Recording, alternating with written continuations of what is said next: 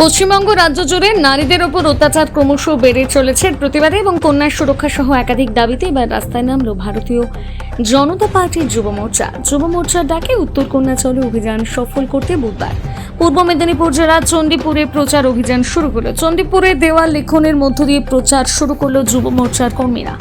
যুব মোর্চার পক্ষ থেকে জানানো হয়, নারীদের ওপর অত্যাচারের প্রতিবাদে এবং নারীর সুরক্ষার দাবিতে এই অভিযান হবে আগামী 21শে জুন।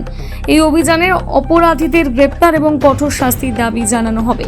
পাশাপাশি 2026 বিধানসভা নির্বাচনে তৃণমূলকে বাংলা থেকে উচ্ছেদ করার ডাক দেওয়া হয়েছে এই উত্তর কন্যাচলে অভিযান থেকে। দুর্নীতিগ্রস্ত এই তৃণমূল সরকারকে যে কোনো মূল্যে উচ্ছেদ করার আপ্রাণ চেষ্টা চালানো হবে যুব মোর্চার পক্ষ থেকে।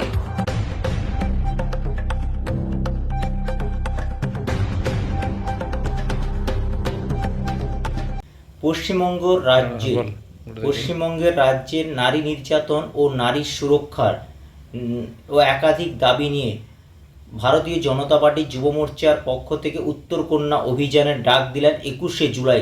তার আগেই প্রস্তুতির তুঙ্গে বিভিন্ন দেওয়ালের মাধ্যমে আজ শুরু করলো চণ্ডীপুর থেকে এই কর্মসূচির যাত্রা।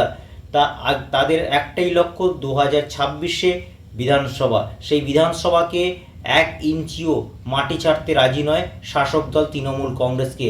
তারা প্রস্তুতি একবারে চূড়ান্ত সিদ্ধান্ত নিয়েছে। রাজ্যের বিরোধী দলনেতা শুভেন্দু অধিকারীর বিধানসভার পাশের বিধানসভা থেকে হুঁশিয়ারি দিয়ে রাখলেন যুব মোর্চার কর্মী সমর্থকেরা।